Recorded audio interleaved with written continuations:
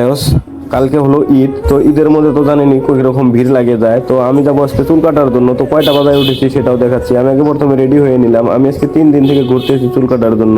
পরে এই 3 দিনে এত ভিড় ছিল যে আমি চুল কাটতেই পারি নাই। তার জন্য আজকে আমি 6:36 উঠে সকাল সকাল আমি রওনা দিয়ে দিলাম চুল কাটার যাওয়ার জন্য। তো চুল কাটার জন্য এই যে আমি হাঁটতে হাঁটতে গেতেছি, দেখেন কেবল রোদ্র উঠতেছে বেলাটা।